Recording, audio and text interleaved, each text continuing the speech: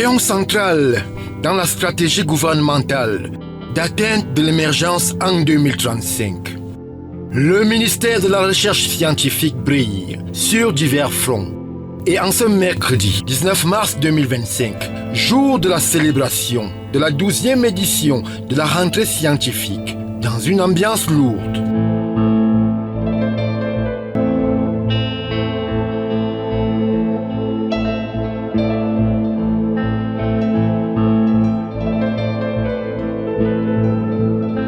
La grande famille des chercheurs du Cameroun ayant été durement éprouvée.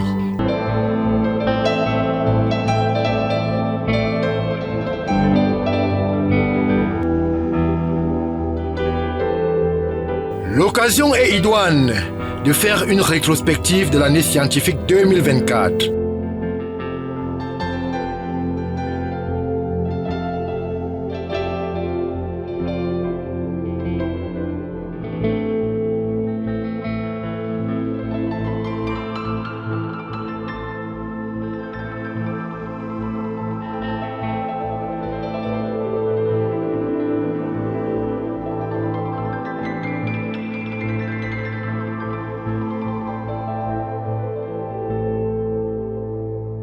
Elle aussi, comme depuis 12 ans déjà, débutait par des célébrations inhérentes à la 11e édition de la rentrée scientifique, qui couronne le brillant parcours du professeur Ndji Christopher, avec une leçon inaugurale déclinée par le docteur Jean-Félix Beya-Lateba. De profonds moments de réflexion quant à la feuille de route de l'année scientifique à venir. It is a solemn ceremony, an occasion for the researcher and the work that he does to be brought in the limelight and to enhance the visibility of the researcher. You know that the researcher works in a quiet corner, producing the results that we use and producing some of the products that are on our market today. But the public does not know who is this researcher.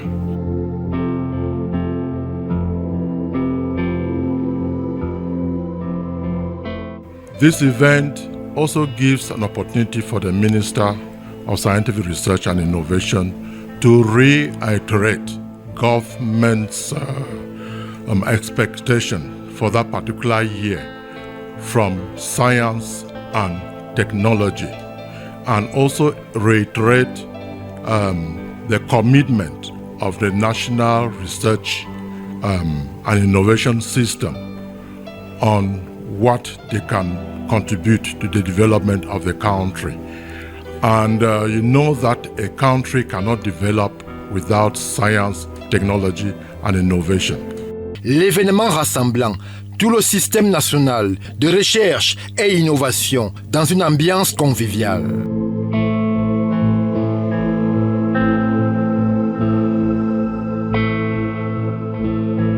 Autre arrêt marquant l'an 2024 au ministère de la Recherche scientifique et de l'Innovation. Ce sont les hommages scientifiques rendus au professeur Gilbert Taguenfa, ancien inspecteur général, de 2022 à 2024, décédé en fonction le 18 mai 2024.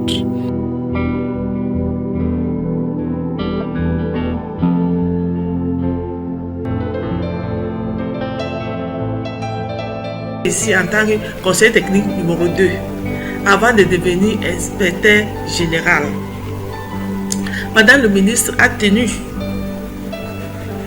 à organiser les hommages scientifiques et académiques au professeur Taguenfa ici au Minirezi. Parce qu'elle a tenu à marquer les esprits de tous, en rappelant les qualités des collaborateurs dévoués, ingénieux et dotés d'une très grande intelligence que représentait le professeur Taguenfa Gilbert ici au Minirezi.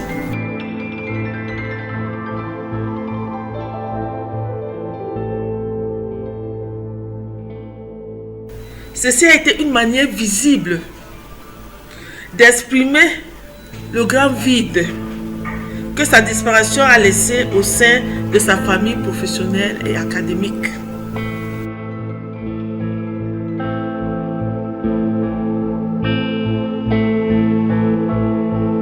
Je pense qu'il a apporté une contribution tout à fait substantielle à l'évolution du système national de recherche et d'innovation, notamment en apportant sa touche dans le traitement des grands dossiers, en apportant une collaboration franche et loyale à son Excellence Madame le ministre Dr Madeleine Tuinte, le chef de notre département ministériel. Et je suis content que l'hommage qui lui a été rendu ait été suffisamment grandiose. Il les méritait fort bien et je voudrais véritablement saluer le leadership avec lequel Madame le ministre, son excellent Dr Madeleine Tuinte, a piloté l'organisation de ces hommages. Il les méritait bien et on les lui a bien rendus.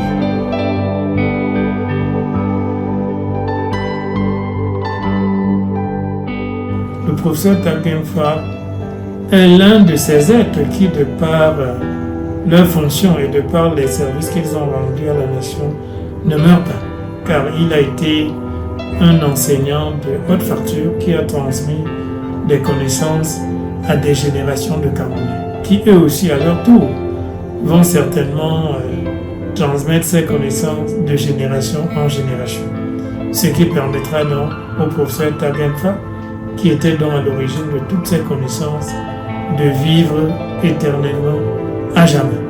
Donc nous lui souhaitons un doux repos auprès du Seigneur Dieu Tout-Puissant et nous prions également en même temps le Seigneur de bien vouloir lui donner une place de choix au Panthéon. J'espère que cela existe au ciel, au Panthéon de ses serviteurs qui, sur cette terre des hommes, auront accompli la mission que le Seigneur leur a confiée avec autant de dévouement, autant de clairvoyance, autant de doigté et de compétence. Adieu, professeur.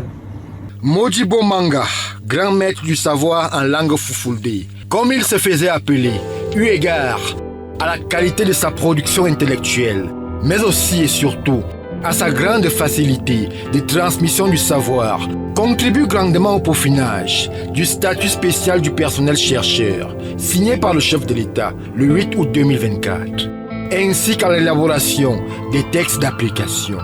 La patrie lui est reconnaissante via une décoration à titre posthume au grade de chevalier de l'ordre et de la valeur.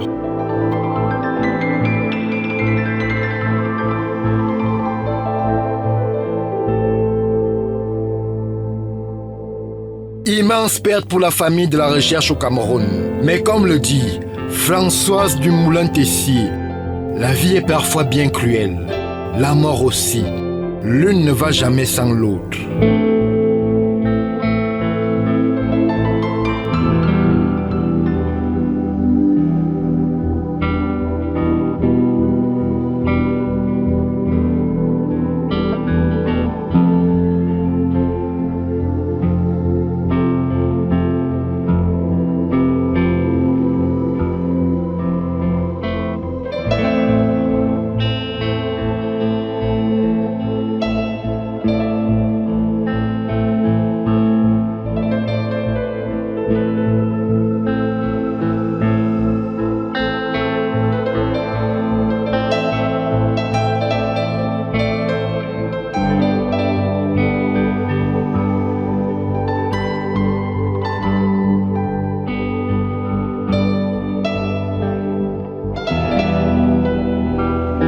Conscient de l'importance capitale de la recherche et de l'innovation, dans une perspective d'émergence et de conquête du monde, le président de la République Paul Biya, après un plaidoyer constant du docteur Madeleine Tuinte, ministre de la Recherche scientifique et de l'innovation, décide de la revalorisation et de l'octroi de primes conséquentes aux chercheurs dans l'optique d'optimiser leur capacité de recherche tout en assurant des conditions de travail décentes. À la suite des multiples plaidoyers menés par Madame le ministre au regard de la situation et des conditions des chercheurs, au regard de ce que les chercheurs, ne se sentant pas bien dans leur peau, allaient chercher le bien-être ailleurs, notamment migrer vers l'enseignement supérieur ou vers des secteurs où les rémunérations et les conditions de travail sont les meilleures. Madame le ministre a obtenu, au terme de ses plaidoyers, l'inscription déjà de la recherche comme un des piliers ou un des leviers du développement.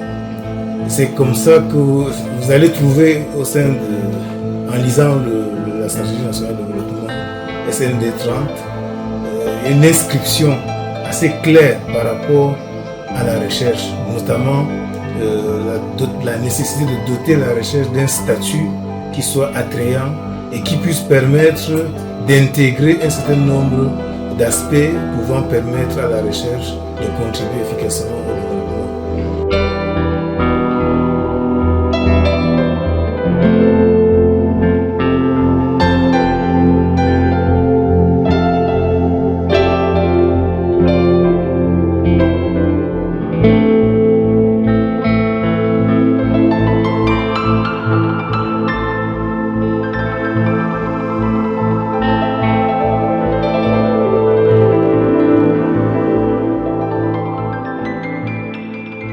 Et comme suite donc à cette inscription, le chef de l'État a signé un statut spécial pour le corps des chercheurs qui arrime la recherche à l'enseignement supérieur, notamment en ce qui concerne l'échelonnement indiciaire et également les différents grades.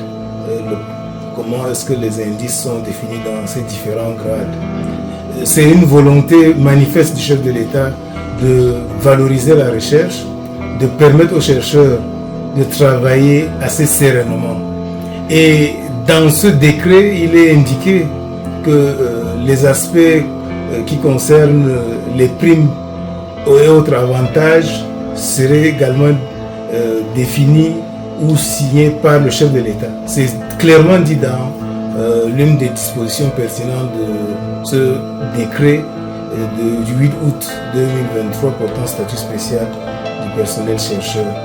Et c'est ainsi que le chef de l'État, dans une suite logique, a donc signé le 29 octobre 2024 le statut fixant les primes, les modalités de paiement des primes allouées aux chercheurs. Et comme la volonté d'arrimer le corps de chercheurs à celui de l'enseignement supérieur a déjà été manifestée à travers le statut spécial, vous verrez également que la revalorisation des primes s'aligne également sur l'enseignement supérieur. Nous pensons que à travers ces actes, le chef de l'État a voulu créer un sentiment d'équité et de justice entre deux corps qui sont des jumeaux en quelque sorte, dans la mesure où les profils de carrière sont presque les mêmes, à la seule différence que les enseignants, pendant que eux ils ont pour fonction principale et permanente de l'enseignement, le chercheur lui il doit faire principalement la recherche. Et ce qui va également dans le même sens, c'est qu'à l'intérieur de ce statut spécial personnel chercheur, il y a des passerelles qui ont été créées pour que les chercheurs puissent mutualiser leurs capacités, notamment dans le cadre de l'encadrement des chercheurs ou alors des étudiants, pourquoi pas, en master, doctorat. Une bonne nouvelle, ne pouvant en cacher une autre, l'année 2024 est aussi marquée par un important recrutement de 102 nouveaux chercheurs via le texte complémentaire du statut spécial du corps des chercheurs du 4 août 2023. Le fait de créer, contrairement à d'autres pays, tout un département ministériel en charge de la recherche scientifique et de l'innovation traduit à suffisance la volonté du chef de l'État de donner et de faire de la recherche un point essentiel de développement du Cameroun. Chose qui s'est matérialisée avec le recrutement l'an dernier. Ça s'est accentué depuis quelques 3 ans. On a recruté 1000 chercheurs. L'an dernier, nous avons recruté 102 chercheurs. C'est dire combien, de par le recrutement, il y a une très grande volonté du chef de l'État de mettre la recherche au cœur du développement du Cameroun.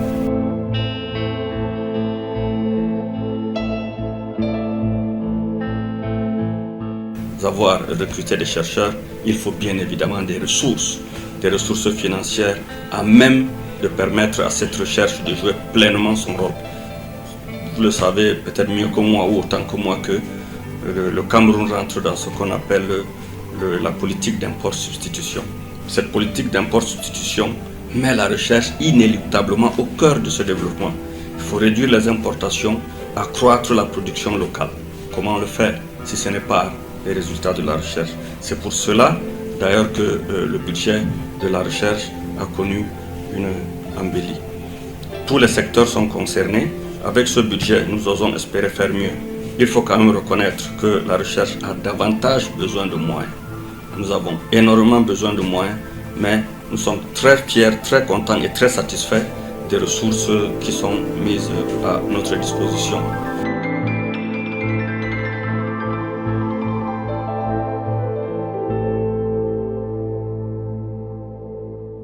C'est également l'occasion de manifester notre grande joie par rapport à l'octroi des primes aux chercheurs.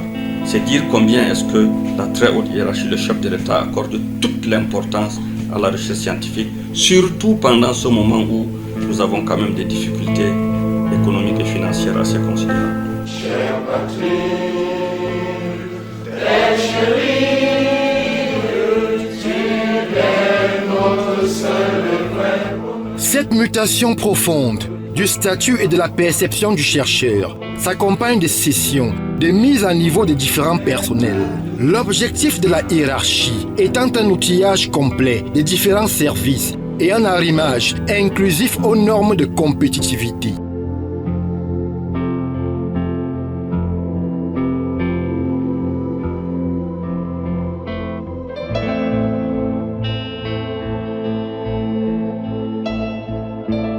Madame le ministre a organisé un séminaire de formation sur la rédaction administrative, éthique et déontologique à l'endroit de tout le personnel du Minérezi, c'est-à-dire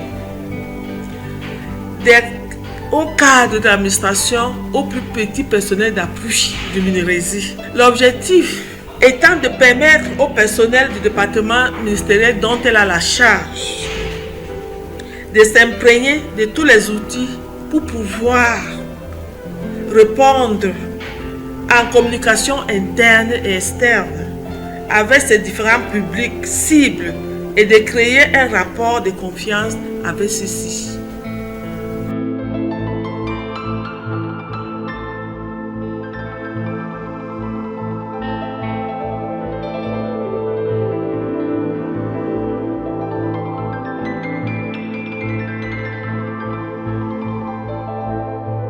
Le ministère de la Recherche scientifique, c'est un ministère qui a vocation à travailler pour le développement du Cameroun de façon générale. Et pour développer le Cameroun, il faudrait qu'il y ait des chercheurs suffisamment outillés. Et outiller ces chercheurs demande un renforcement permanent des capacités. Pour ce qui est de l'année 2024 qui est en train de s'achever, Madame le ministre a mis une emphase particulière sur les aspects liés à l'éthique, à la déontologie, mais également à la rédaction administrative. Savez-vous, tous les chercheurs n'ont pas eu l'occasion de faire les écoles d'administration. Et ils sont dans les laboratoires, mais ils sont également appelés à occuper des postes administratifs.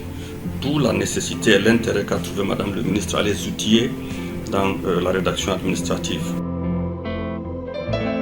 Dans un monde de compétition permanente, l'État du Cameroun perçoit l'urgence d'être acteur dans des domaines de pointe tels le nucléaire, d'où la création de l'ASRAN, un pôle scientifique capable de solutionner tout danger inhérent à la manipulation des particules nucléaires.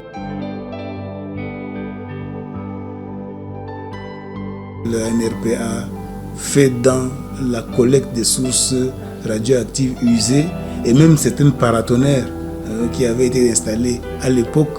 Vous savez le rôle d'un paratonnerre qui agit donc dans la protection du matériel ou alors de tous les équipements de production de l'électricité. Donc là-dedans, il y avait, peut-être les gens l'ignoraient, mais à la longue, on s'est rendu bien compte que c'était des risques pour les populations qui vivent tout autour. Et donc, aujourd'hui, les technologies ayant évolué, ces paratonnerres ne sont plus d'utilité. Et donc, du coup, l'ANRP a travaillé dans le sens donc de les identifier, les localiser, les sécuriser afin donc de les rapatrier vers ceux ou les sociétés qui les ont fabriqués à l'époque parce que c'était utile.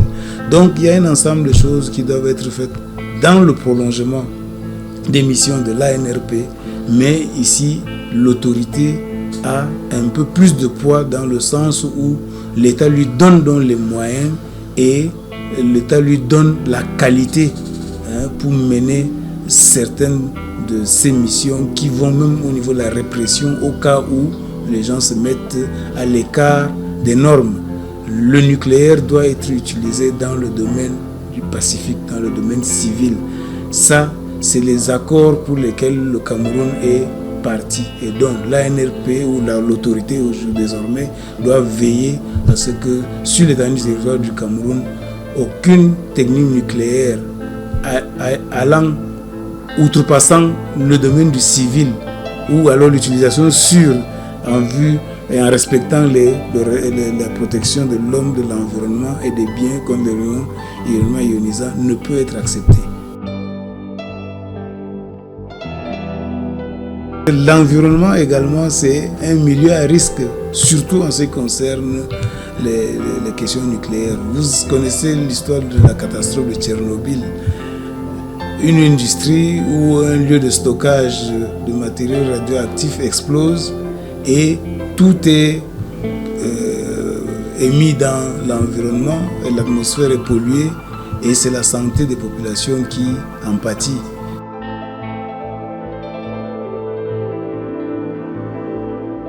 Le gouvernement du Cameroun, à travers l'ANRP, va informer l'instance internationale qu'est l'agence sur la situation du pays en matière d'utilisation des techniques nucléaires.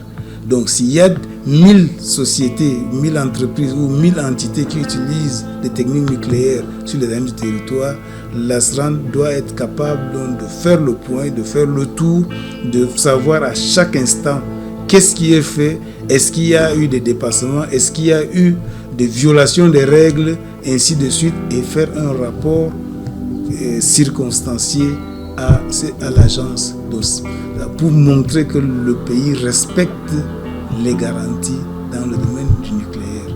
Beaucoup de choses vont changer dans l'exercice de nos compétences. Premièrement, au niveau des missions, elles sont beaucoup plus élargies avec des missions relatives à tout ce qui est sécurité nucléaire, application des garanties, c'est nouveau. Également, nous avons l'entrée dans le conseil d'administration du MINDEF, du MINREX, de la DGSN.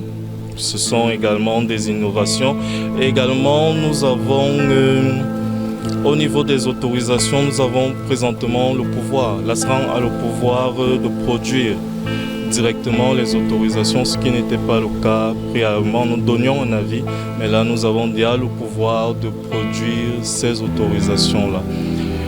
Aussi, nous avons déjà dans cette réorganisation, il y a un directeur général adjoint, ce qui n'était pas le cas préalablement.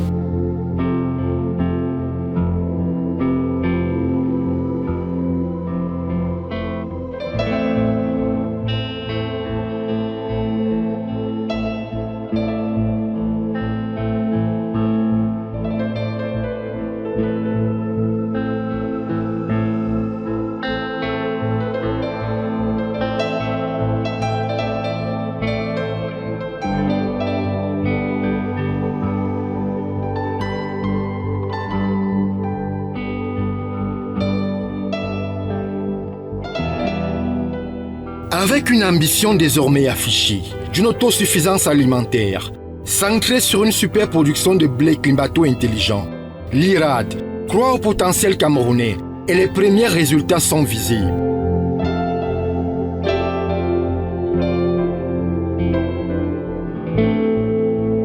Il ne s'agit pas pour l'IRA, dans le cas du blé, de produire, de commencer à cultiver des blés sur des milliers d'hectares. En fait, c'est de booster le développement de cette filière-là, de mettre le matériel, c'est-à-dire les semences de blé de qualité, panifiables, à la disposition des producteurs.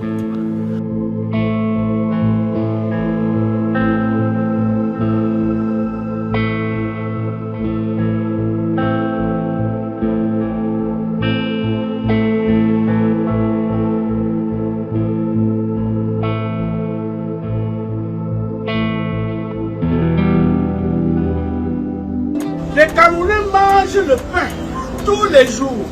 Pourquoi est-ce qu'on ne fait pas du blé? Les chercheurs ont déjà trouvé à peu près une vingtaine de variétés qui poussent partout. Pour cette année, nous voulions que chaque Camerounais fasse du blé derrière sa maison pour faire du blé une culture camerounaise. Ça doit être une culture d'importation.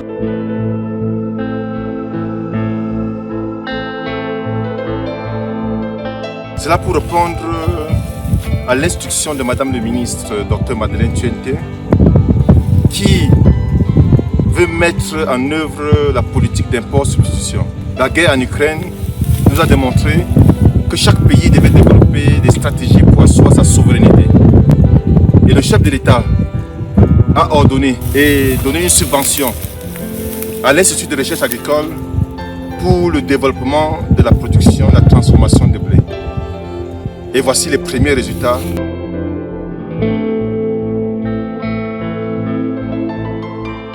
Comme a dit le président, il faut produire ce que nous consommons, consommer ce que nous produisons.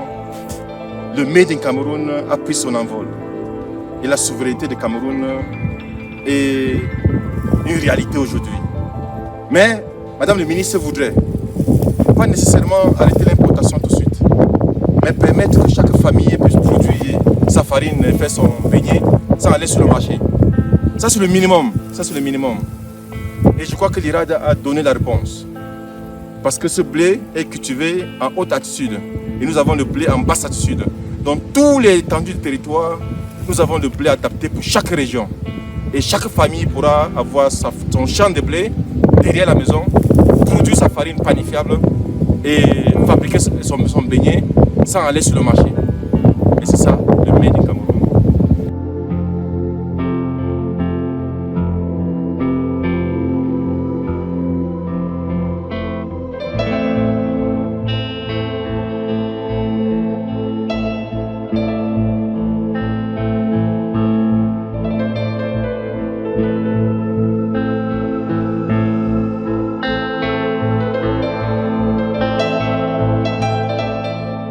La culture du tournesol n'en est pas en reste, preuve d'une recherche capable de répondre à des sollicitations pratiques.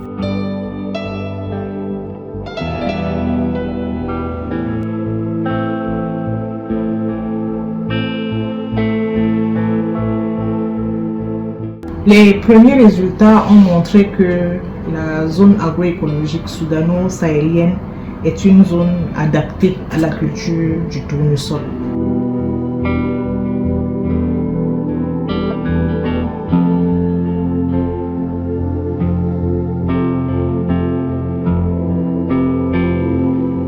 Pour parler de l'avantage économique de la culture du tournesol, notons au niveau de la production, c'est-à-dire la quantité. La culture du tournesol, c'est une culture qui nécessite un faible apport en fertilisant, ce qui permettrait aux producteurs, c'est-à-dire d'économiser un peu d'argent pour le coût de la production. Le coût de la production va revenir moins cher parce qu'il n'a pas engagé des dépenses supplémentaires dans l'achat des fertilisants.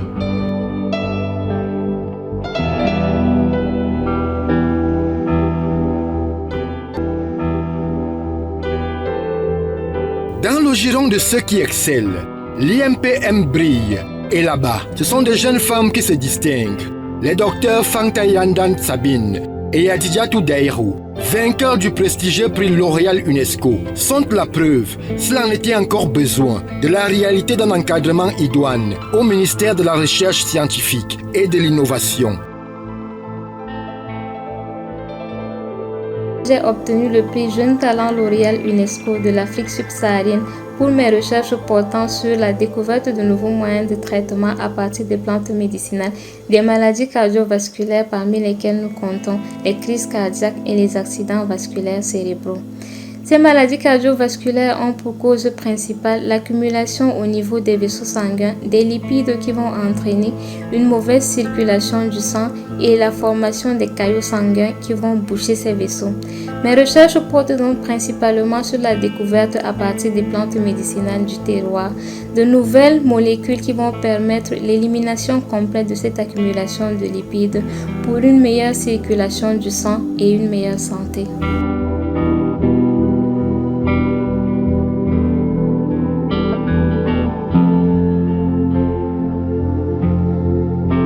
Même constat à la Mipromalo, où la résorption du chômage via une formation des jeunes dans la transformation des matériaux locaux est une réalité. I'm a student from the Specialized Vocational Training Center Mipromalo. My specialty is the production of bricks. What motivated me here is to know more about the production of bricks and the different tests carried on the soil in order to obtain a good product. Learned so far is the production cycle of bricks, that is from the extraction of the soil to the final product, the different tests that are carried on the soil in order to have a good quality block of bricks. And what I intend to do after my training is to open a production unit of bricks and also to encourage people to be in an ecological way with strict respect to the. J'ai appris comment produire les briques cuites de manière artisanale. J'ai appris comment produire les BTC avec de la latérite.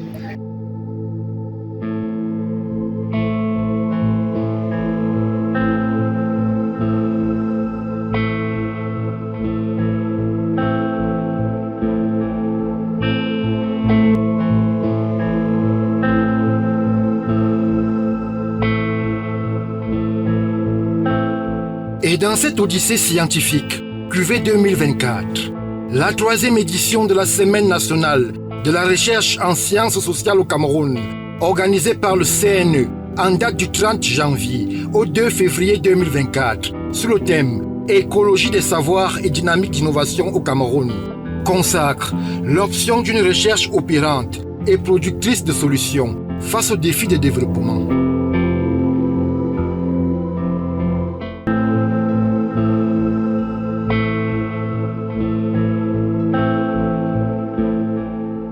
L'année 2024 est aussi un concentré d'intenses échanges au ministère de la Recherche scientifique et de l'Innovation. Sur le plan de la coopération, plusieurs audiences de haut niveau accordées aux partenaires autant nationaux qu'étrangers, avec en place premium la visite de travail de la PDG de l'IRD, Dr Valérie Verdier, avec en perspective le projet de construction du centre biogéosciences.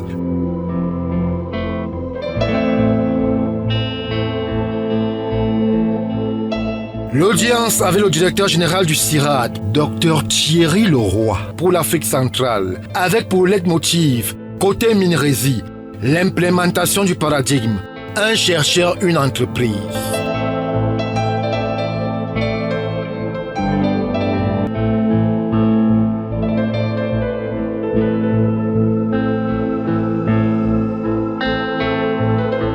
La participation du docteur Madeleine Tchouenté et d'une importante délégation du ministère de la Recherche scientifique et de l'Innovation à la 68e édition de l'AIEA en septembre 2024 finit par convaincre même les plus sceptiques de la place désormais prépondérante qu'occupe le Cameroun sur les différentes strates de la recherche internationale.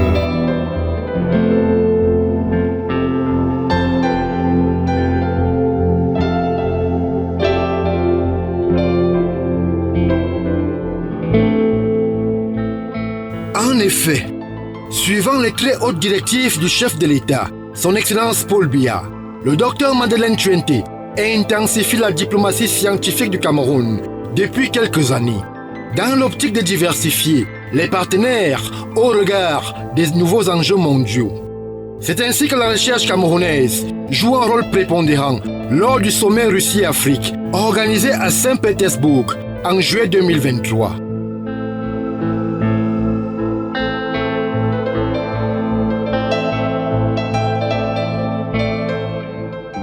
Le Minrezi anime le stand du Cameroun qui attire plusieurs visiteurs et potentiels partenaires. La diplomatie scientifique de l'année 2024 est ainsi tributaire des acquis de l'année précédente.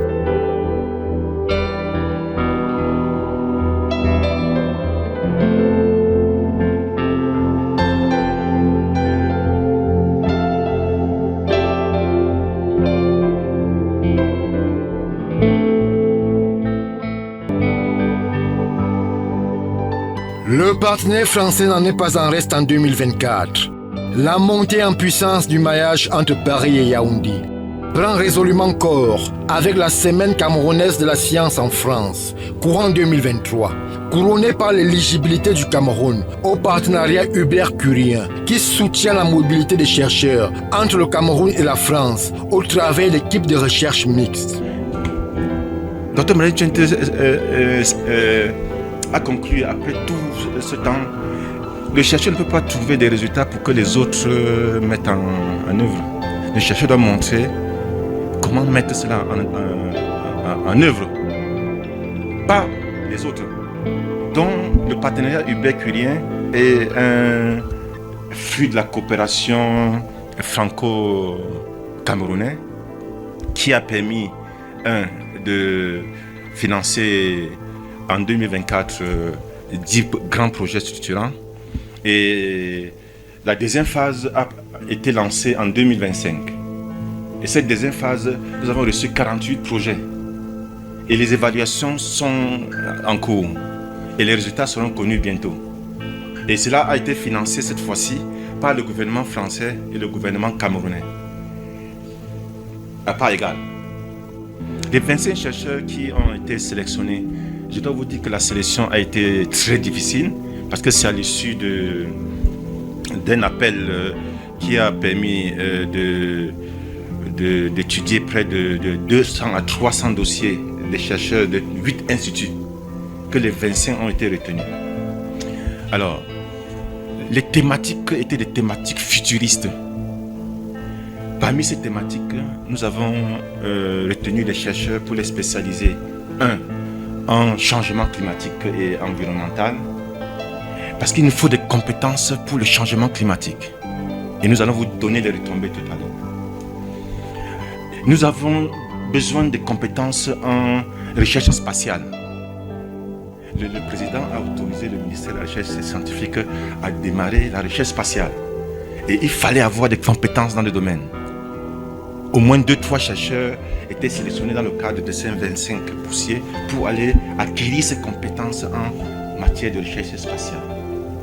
Le président de la République a également autorisé le Dr Madeleine Tuente à démarrer les recherches au niveau de l'énergie nucléaire civile. C'est quoi l'énergie nucléaire civile? C'est de l'énergie qui va permettre au Cameroun d'oublier les délestages, d'avoir les trams. C'est un pays de la sous-région des trams.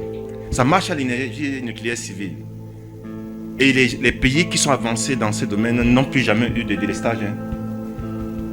Or, nous avons les matières premières pour démarrer les recherches en énergie nucléaire civile. Donc, il fallait des compétences. D'où les chercheurs qui sont partis dans le cadre de ces 25 mobilités. On avait besoin de compétences en intelligence artificielle. Tout est intelligence artificielle et le pays qui ne s'arrime pas sera dépassé. il faut développer le patriotisme économique.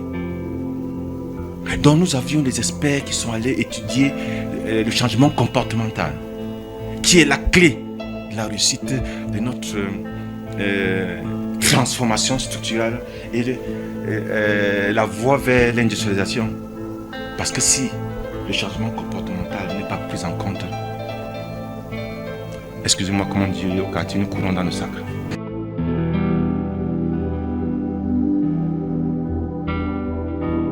Baptisé PHC Bantou au Cameroun, le partenariat Hubert-Curien traduit le dynamisme de la diplomatie scientifique du Dr Madeleine Tchouenti, ministre de la Recherche scientifique et de l'Innovation, et le renforcement du partenariat scientifique entre la France et le Cameroun. En plus de 25 bourses offertes aux jeunes chercheurs doctorants qui ont pu finaliser leurs travaux de thèse. Ces 25 chercheurs, adoubés par le Dr Madeleine Tchouenti, ministre de la Recherche scientifique et de l'Innovation, le 5 août 2024, ont pour certains d'entre eux déjà soutenu leur thèse, comme le chercheur de l'IRGM. Grâce à la bourse de mobilité octroyée par l'ambassade de France au Cameroun, j'ai eu l'opportunité parmi les 25 chercheurs sélectionnés d'effectuer un stage dans un chercheur innovant de la recherche pétrolière pour le développement durable, à savoir la réhabilitation des réservoirs épuisés pour le stockage souterrain. Grâce à la coopération avec l'IRD, l'Institut de recherche pour le développement, et la SNH, sans oublier le laboratoire GET de Toulouse, Géosciences et Environnement, nous avons combiné un certain nombre de rapports et des recherches récentes sur nos bassins côtiers. Cela nous a permis de construire un nouveau modèle géologique et de déterminer des zones d'intérêt pour ce projet de réhabilitation en site de stockage souterrain qui sera sans doute une première en Afrique. Et grâce à cela, nous pourrons mettre ces données et ces résultats à la disposition des entreprises afin de promouvoir la recherche scientifique et l'innovation, et sans oublier le slogan initié par le ministre de la Recherche scientifique dont il s'agit de un chercheur, une entreprise sous la haute direction du président de la République.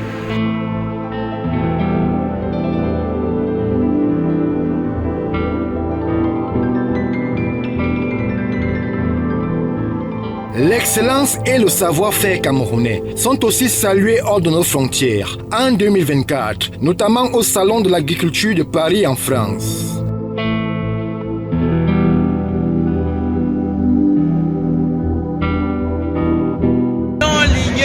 Ce sont les délices de la nature.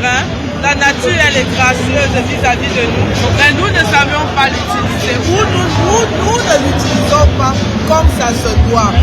Et nous avons ce café également qui a eu le coup de cœur de l'agriculteur du monde entier. C'est une délice. C'est un produit de grande facture de l'Irade. Et quand on a eu la chance de le tester, on revient par conviction. Nous avions également tous ces apéritifs qui sont de plusieurs qualités, à base de riz, à base de maïs, à base de sorgho, à base de patates douces. Donc nous avions présenté toute une panoplie d'apéritifs. Et c'est très important, ces apéritifs sont faits à base de nos farines locales. Parce qu'avec la flambée du prix de blé sur le marché, voire même la rareté de blé sur le marché camerounais et africain même en général, il était temps de développer nos farines locales, de donner une plus-value à ces farines. Et à l'occasion de ce salon, nous avons présenté des prototypes pour montrer que nous regorgeons de potentialités. Et à partir de nos farines locales, on peut produire des merveilles. Très bon. J'aime pas trop normalement la noix de coco, mais là, ça sortit super bien en bouche, j'adore. J'ai déjà goûté, mais c'est vrai que ces spécialités-là, oui, c'est la première fois.